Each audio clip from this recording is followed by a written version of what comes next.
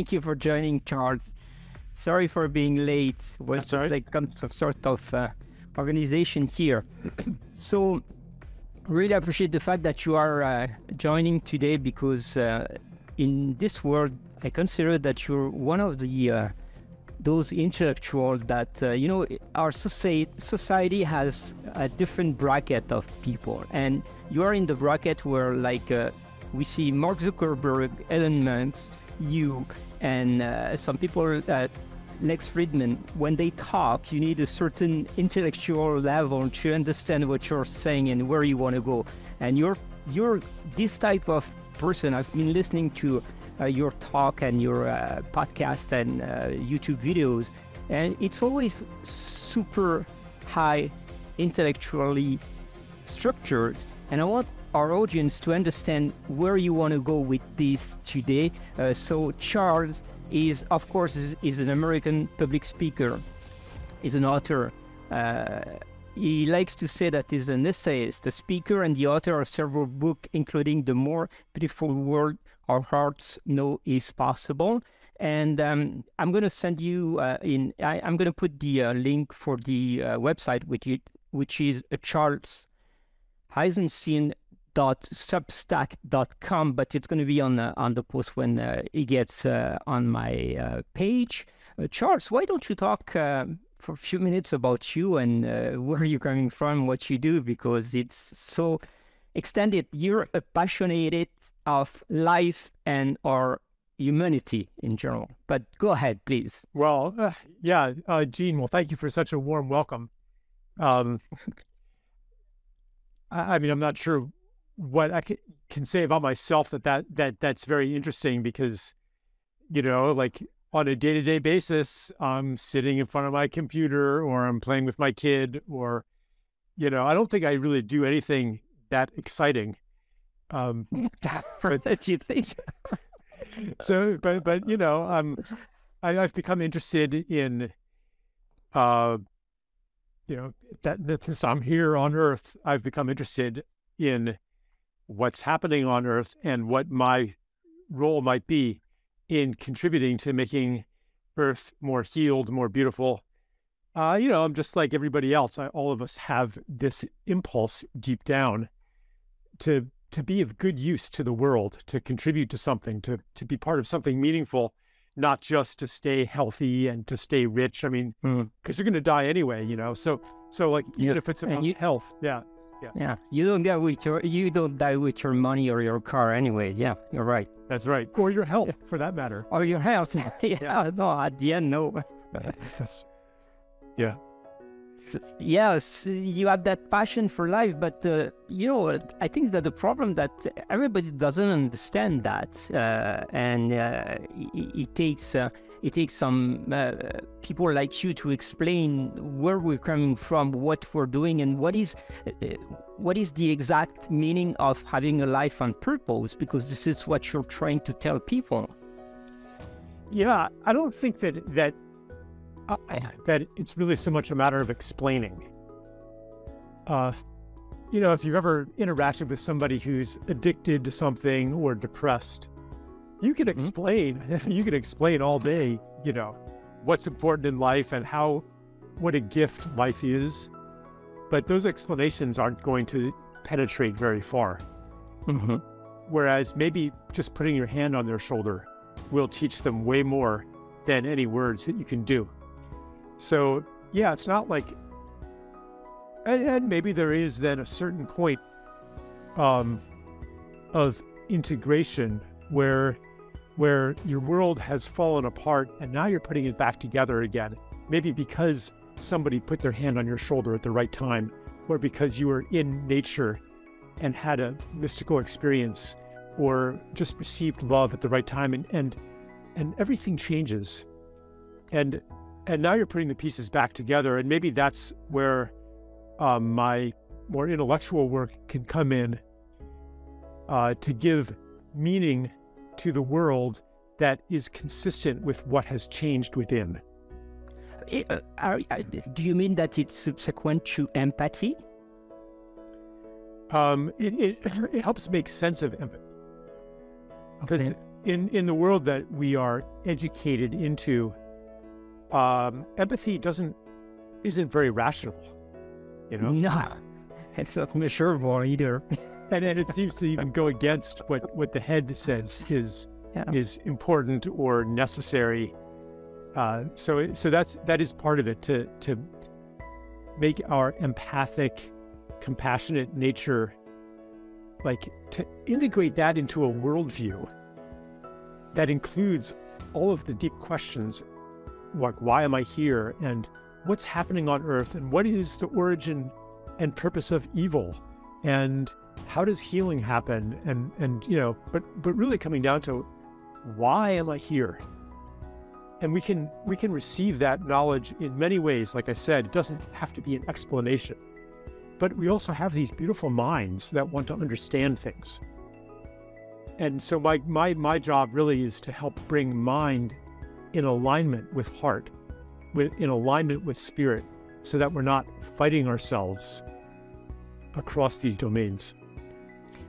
And you think that everybody is capable of getting to that some sort of level of mastering their own life? Or is that monk probably are almost where you are trying to get our society and our people, but is that accessible to everyone?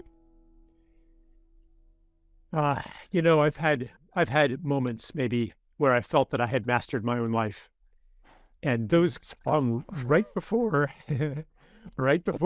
some big surprise that shows me that I had been in just a little bit of a little bubble of illusion, and that maybe that feeling, excuse me, drink, take your time. That feeling of yeah, I've got this now. I've got it figured out. I know how to be human. Like, there's truth in that, but I think it's more. That for me, that's been more of a like a graduation. Like you get when you've graduated beyond a certain set of trauma and confusion, and you've gone through a healing, you do have that plateau, which is really almost a resting place for the next climb. So, and I'm sure everybody listening to this has had those moments where you feel like you have it all together. And I don't want to say, oh, those are just some delusion. You know, there's truth in those. Like you're seeing something real, and that should be celebrated. And also held lightly with humility, because this is a very, very long journey that we're on together. Yeah, we're very small compared to the utmost achievements that we want to go and we're rich. So generosity, wealth, empathy, those things are like very subjective in a way, but all together combined, they make who we are, and they're not constant. They changes, they evolve step by step, like you said. Sometimes we achieve a part, wealth, for example, or health. Having everything aligned and in some sort of equilibrium would be the utmost goal for achievement. That is impossible. We just say that. We talked briefly about it. Tell me about how science gets into all these concepts and precepts. What is your point on that?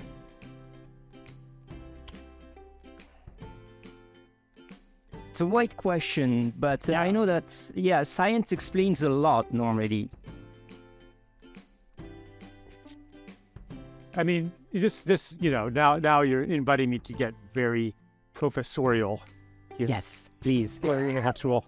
I don't know. Is that what people are in the mood for? I guess so. Yeah. We learning is the beauty of of why we are on this planet. So yeah, we want you to teach us. I see these little hearts coming up on my picture. Does that mean that people do you want to hear? Yeah, they like what you're saying. Yeah, absolutely. So it means like they wanna learn. Okay. All right. So maybe I'll say that science is an incredibly powerful tool. And first, I even want to say, what is science? Science could be a method. It could be a culture, an institution. It could be a set of beliefs.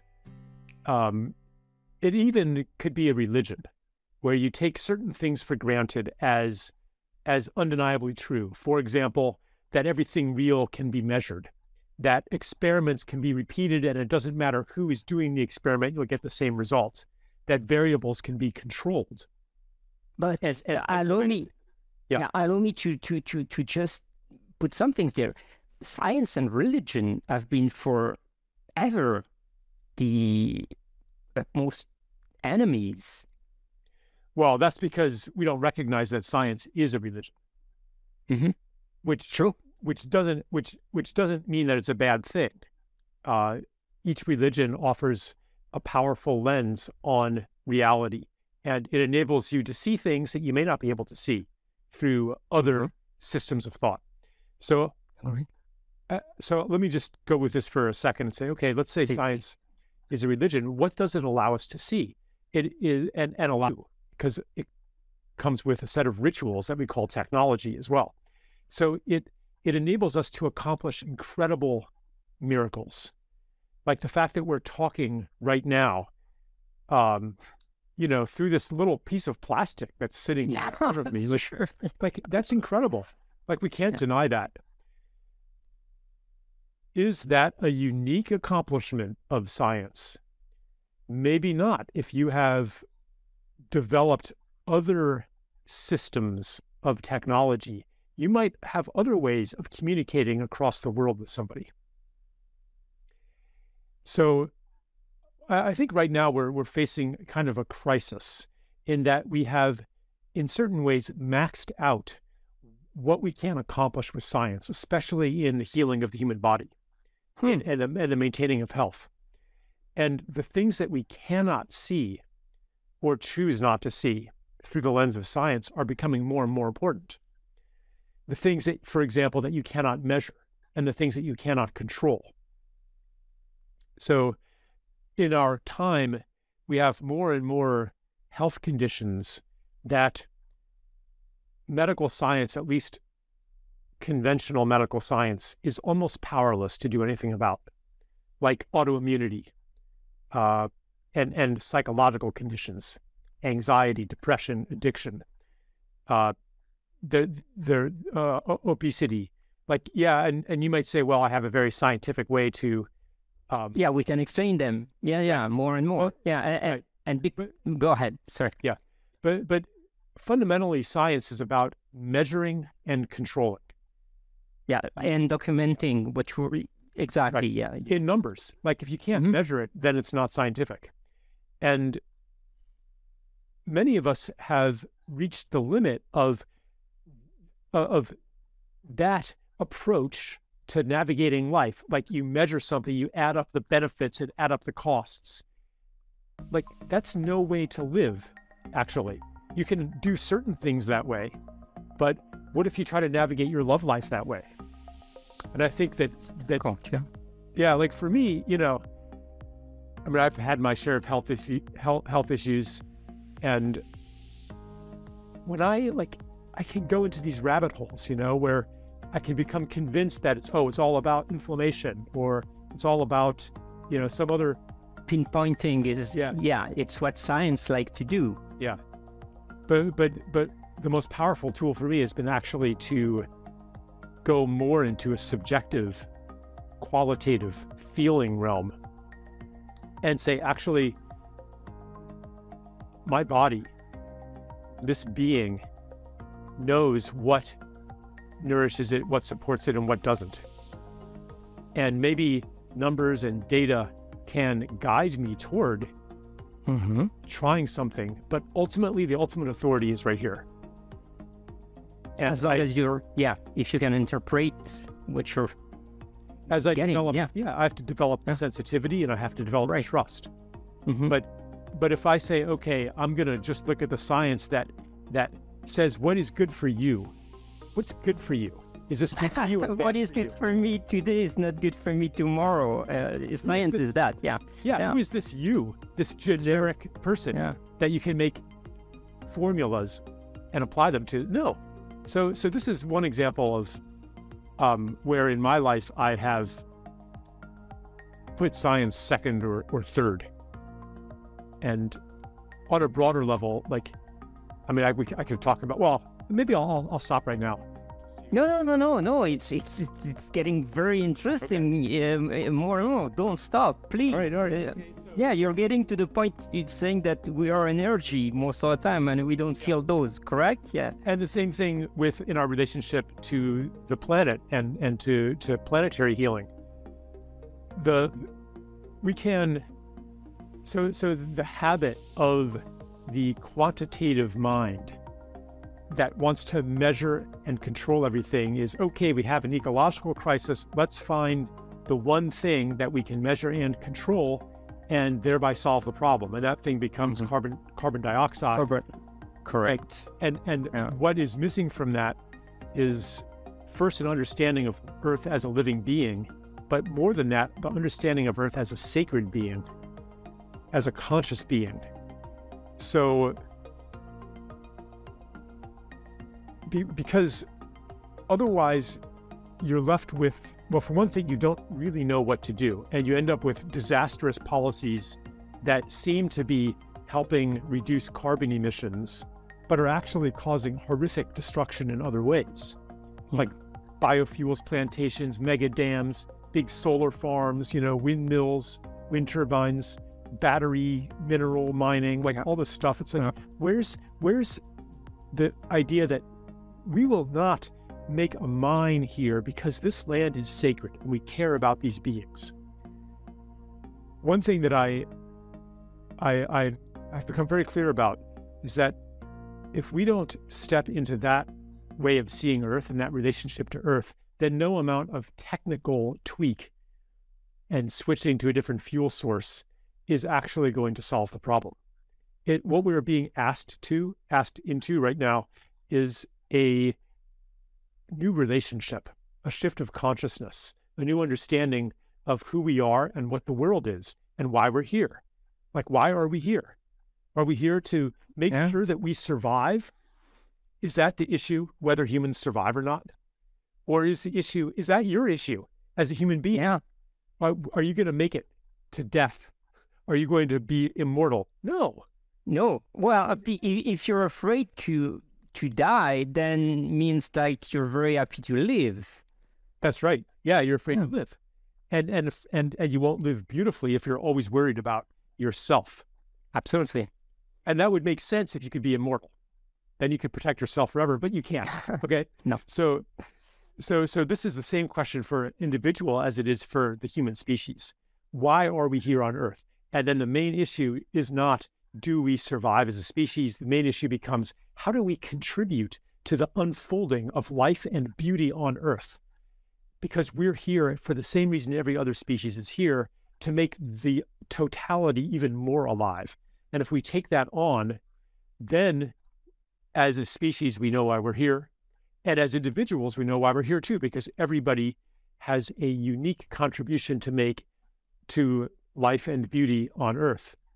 And yeah, it could be ecological, but it could be relational, it could be social. I mean, there's a million ways to do that. This is still a very scientific approach then, because you're at the end of the day, we're taking measurement of the results of what we're trying to improve. We definitely look at the results, and one way to look at them is measurement. But there are other ways to look at the results of what we do, whether it's ecologically or socially. Like, you can listen to stories, you can meditate and tune into it, you can walk barefoot at a place and feel the land. Like, there's lots of ways to do it, and data is only one of those ways. So true.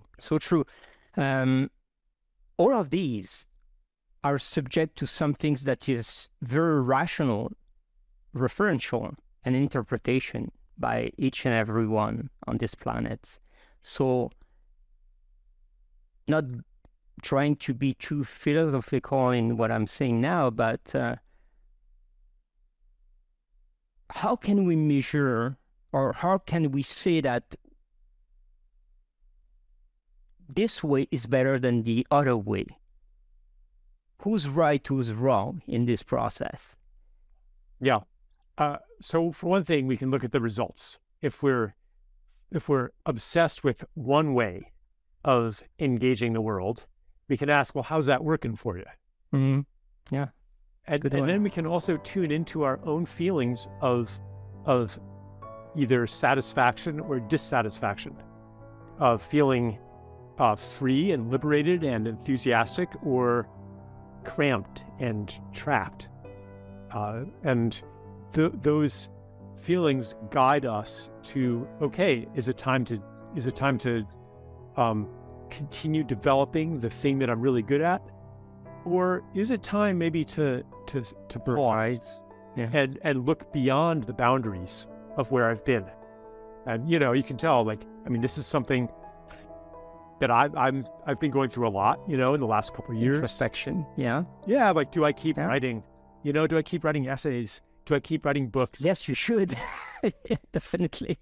Maybe, but maybe not. Maybe there's something else that, you know, when something becomes a chore, then you got to pay attention to that. Do you suffer when you write books? You know, sometimes well, for one thing, I haven't written a book for quite a while. I've been writing shorter things, essays. And I don't know, maybe the role of the book is changing, or maybe I've said what I want to say in that form. But if I don't feel excited about it, if I don't feel more alive when I contemplate doing that, then I'm like, nope, it's not the time. Not the time. Yeah. Yeah. So contentment and happiness is the ultimate goal, if I understand well. Like being happy of everything you do, you think, you move, you're... I wouldn't call it a goal as much as a guide. Mm-hmm.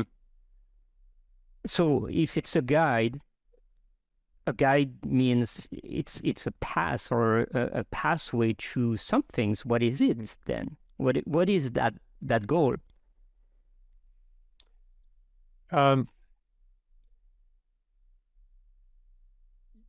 I mean, well, when I said it's very general, the goal of doing my part to contribute to life and beauty on Earth, and asking the question, what is my part?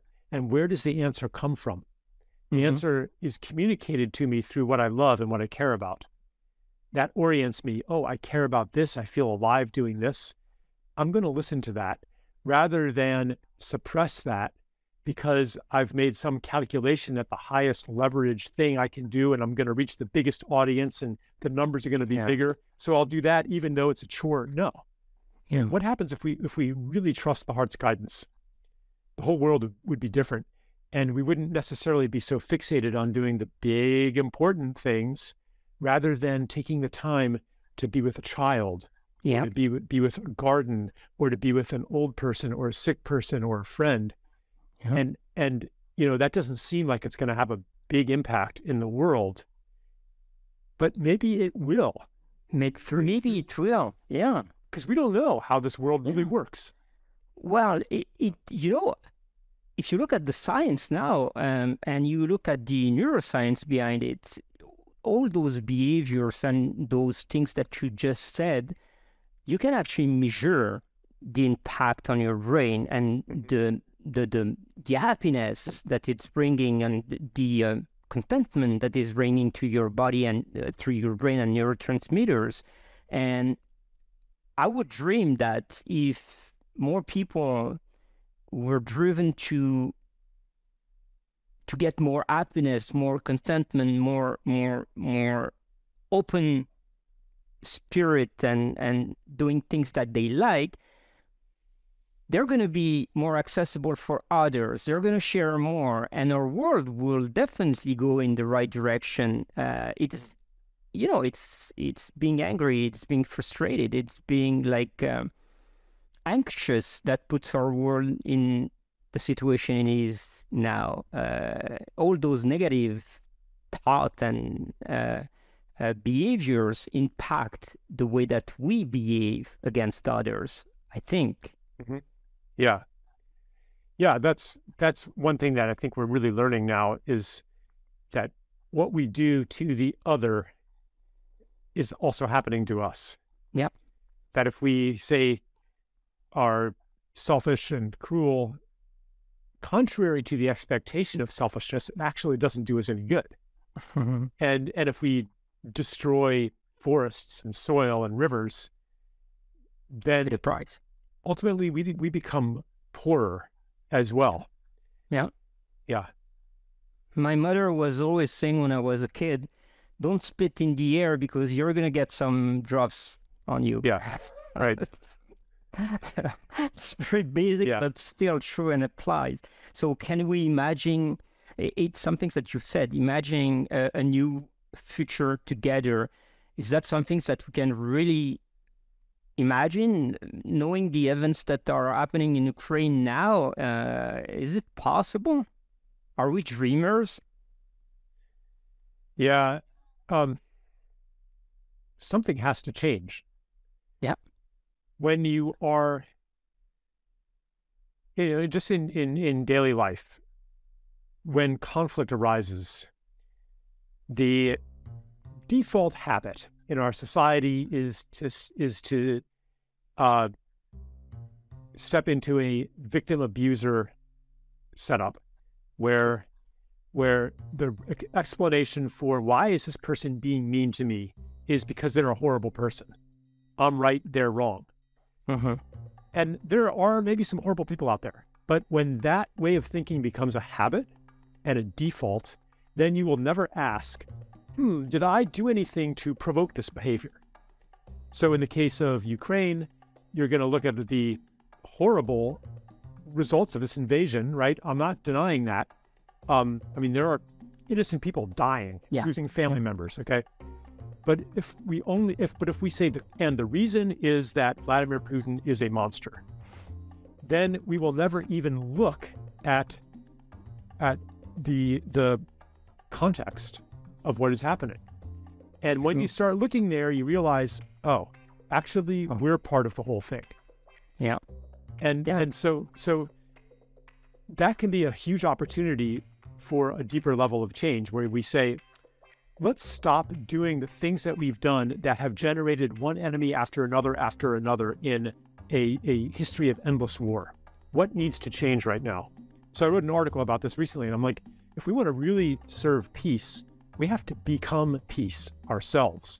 True. And what if we said, our proposal is an immediate withdrawal from Ukraine, and we immediately also begin withdrawing from all of our 800 military bases, our meaning the United States. You sound like you're not a U.S.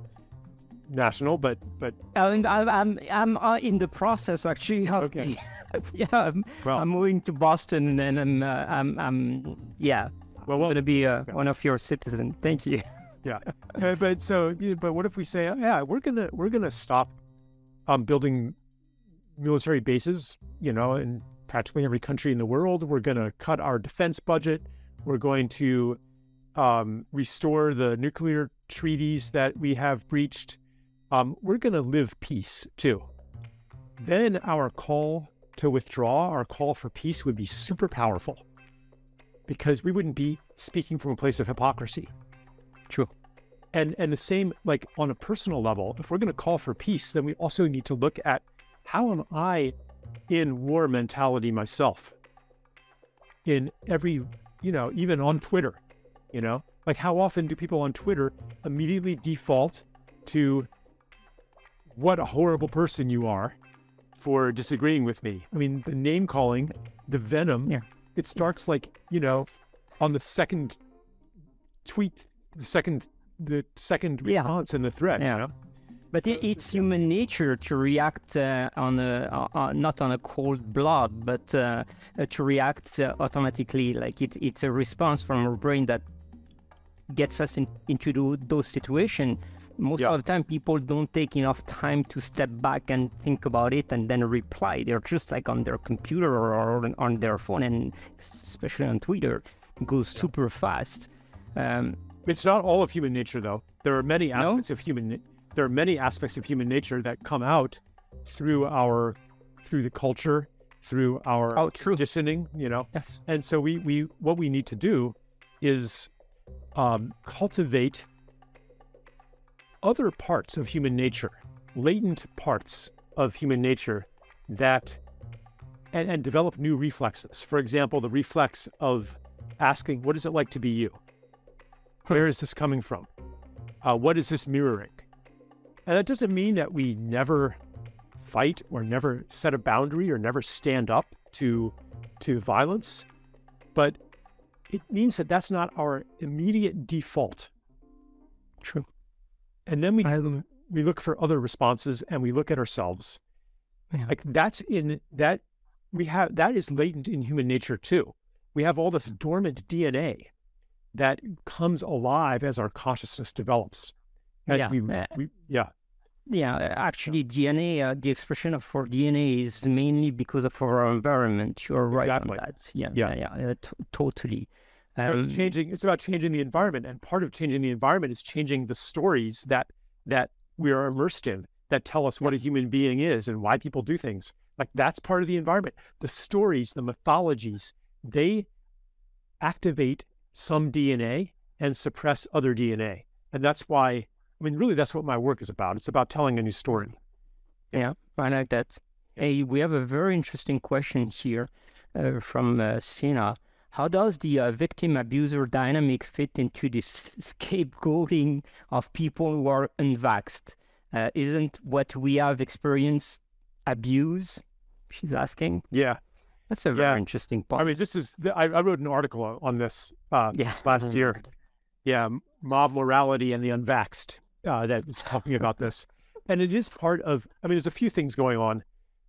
One is this ancient social pattern of whenever something threatens society, you find somebody to blame it on, some scapegoat class, and you ostracize them, you expel them, you kill them, and then thinking then that solves the problem. And actually, it in many times does solve the problem, because the real problem was social strife, was social division. So you basically all gang up, you unify in violence against a scapegoat. And now you're all getting along again because you've all gone and lynched somebody, So that's one thing, but there's also the pattern of I call it find the enemy, but it's related even to the scientific idea of find the one deterministic cause for something, find the thing to control. So all of these were operating under COVID, where we have this bewildering situation, and okay, let's find who to blame for it. And manipulate all of the evidence and all of the narratives to identify the unvaccinated as the cause. Yeah. They're spreading it, they're dirty, they're filthy. Yeah. It's the same. Yeah, they're the enemy. Yeah. But even like the idea of filth and contagion, that has been part of all kinds of genocide and pogroms. True. Since the beginning of history. True. The filthy Jews or whatever. So it's an ancient pattern, and I saw it coming up in the current context, even though like rationally, now people are starting to wake up to it. I think that the vaccines don't even prevent transmission. And in some cases, I'm vaccinated and I got it. Yeah, right. That happens all the time. Like, in fact, some of the data shows that the vaccinated are more likely to get it. So now people are like, oh gosh, a little bit embarrassed, and and so that narrative is collapsing, and I mean, I hope that it is an occasion for some introspection and maybe to look at how did that hysteria happen? You know, how did that mob mentality happen? Oh, that's not difficult to explain, actually. You know, it's the mass follower of a concept that brings our society to where it is now. It's always like that, and it's been used for decades and centuries with the same pattern, the same systemic. Like, you create an idea, you have a couple of people following your idea, spreading the fears, and the more you spread fears, the more you have people adhering to and getting into your concept and precept and spreading again more and more. You know, you're talking to somebody that I've studied in science, and immunology is something that I'm passionate for. And for me, vaccine was just like, damn, this is great. We went fast on that vaccination process and everything. But looking at the results now, I'm just like, holy smoke. It was like starting like that, and it was uncontrolled. But it was controlled on one side, money. And it's the same for the military you were talking before, and it's the same for Ukraine. Everything that drives our society to war in general, or to fights, it's always driven by money. This is our problem, I think. This is our main problem. When we're looking for solution, I think that money could be the first things to look at before getting rid of military or cutting trees. Yeah, money is certainly deep at the root of it. I mean, I think there's a level deeper than money, but it's, I mean, anytime you want to explain why something bad is happening, usually you get to, well, somebody's making money off it. But, you know, a lot of people, like a lot of powerful corporations, lost money too, because of lockdowns and things. Yeah. So I think there's other explanations that are necessary. And, but yeah, I don't know. I'm turning it back over to you. Thank you for that. You know what?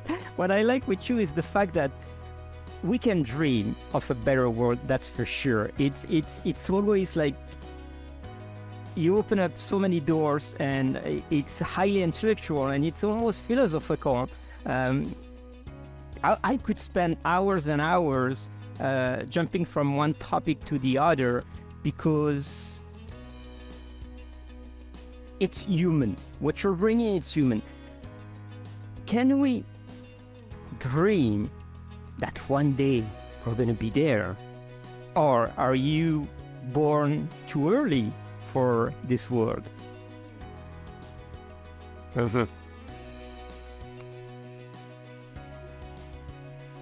Well, I believe that by the time I am very old, then I'll be able... Come on, we have the same age. I'll be able to say we're on the right track now. Yeah. We've made the turn. That track goes thousands of years into the future. True. The amount of healing that is required, and also like the level of human beingness that is possible, is just totally beyond our comprehension. So I think that on some soul level, we have on purpose incarnated into what is actually a pretty dark time in order to be of service to the transcendence of the human condition as we've known it. So because this is something like, here's something that I know, and I could not possibly offer any scientific justification for it, is that if our situation were hopeless, we would not be here. Well, the fact that we are here means that we are here for a reason. We're here in mission, for a use. Yeah. So that there is therefore a way to get to what I call the more beautiful world our hearts know is possible. There's a path, but we don't know what the path is. all we know maybe is the first step on the path. So we need to educate our children to continue what we're trying to do, to get on this path and to make sure that they're going to go in the right direction. Yeah, by raising them with love and without judgmentality and without shame, without manipulating them, without denying the sacred dimensions of their humanity, without teaching them to suppress to go to war against themselves, to teach them to trust their basic goodness. Let's go back to money then.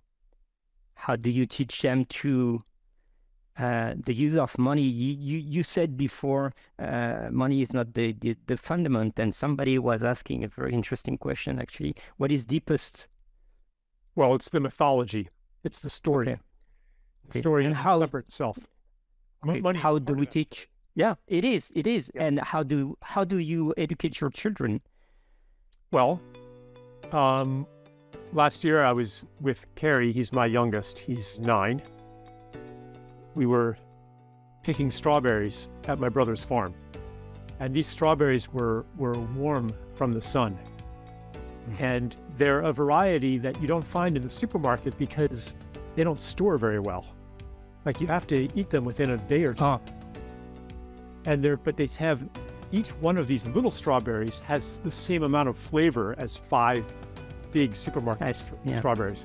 And I said to him, and if you eat it right away while it's still warm from the sun, it has a whole other special flavor. You can taste the sun.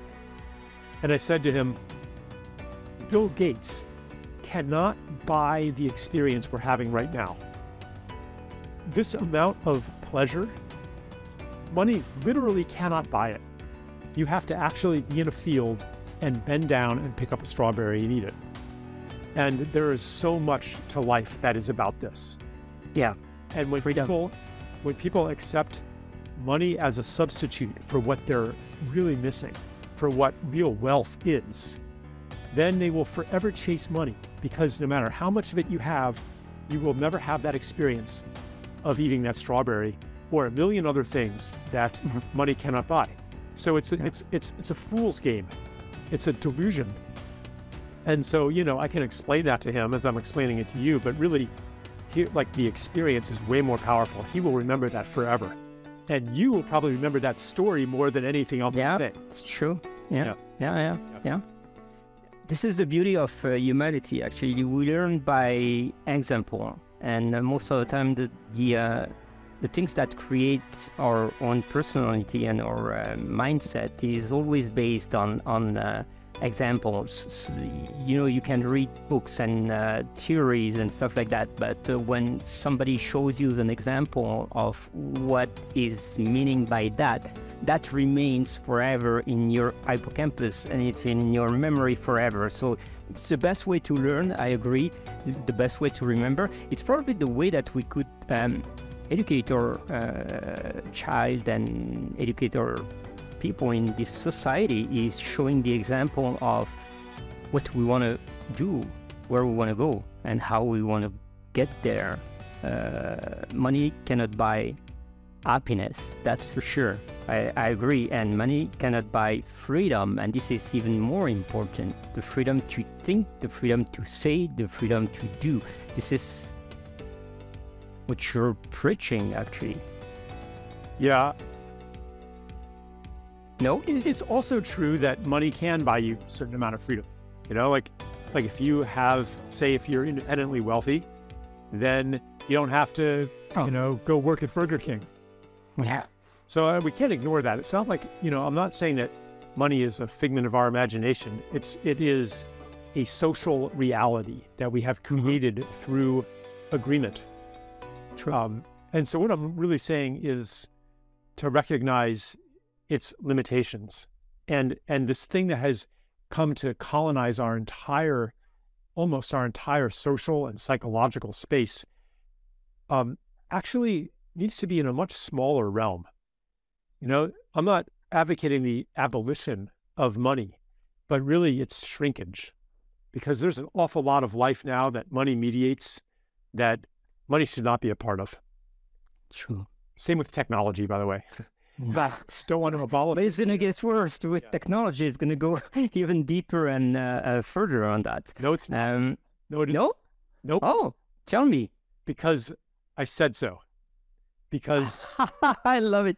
That is, yeah, you made it there. Yeah. Because if people believe me, when I say no, it won't. We are going to limit technology. We're going to return it to its proper sphere. We are going to return money to its proper sphere. It is not inevitable that this technologization of life or monetization of life will proceed forever, because we are not victims of the future. No, it is for us to choose. And if what I declare resonates with you, then we can step into a new story. The future is ours to create. And if we remember that, we will never be victims. Wow. Yeah. Yeah, I love it. Yeah, I was just going to ask you, what is your conclusion and your give and take on that? But you went faster than me, because more than what you just said, we're master of our future and master of our own life. We are master of our choices. This is exactly true. That's it. Well, our development now is a process of becoming the master of our choices, becoming aware of our automatic programming, stepping into full sovereignty. And then we can choose from the menu that is available by life, and not just the half of a page that we've been offered so far. Yeah, that's true. Beautiful. Charles, damn it, it's crazy, but an immense pleasure having you today. This talk was like fantastic. It's a lot. And this is the beauty of listening and reading what you're doing, is we become more clever just by listening to what you have to say, and we become more conscious about the future. And as you said, and I'm a truly believer in that principle. Yeah, our world is beautiful, and it can be even more if we do the right work. Charles, thank you so much. Do you want to end up this talk with a conclusion? Tell people. No, no, not really. I think I love it. No, just happy to have been here and to have met you like this. Me too. Yeah, so thank you for the opportunity. Thank you, Charles. It was awesome. Thank you so much for joining. And this video is going to go on my page. It's going to be translated into a podcast on Spotify and all the platforms. I'll put all the links for reaching out to you, getting to know more about your work. But I'm a fan. Much love, brother. Yeah, thanks. Honestly. Thanks, G. Thank you. Yeah, thank you. Take care. Thanks for watching, guys. Bye-bye.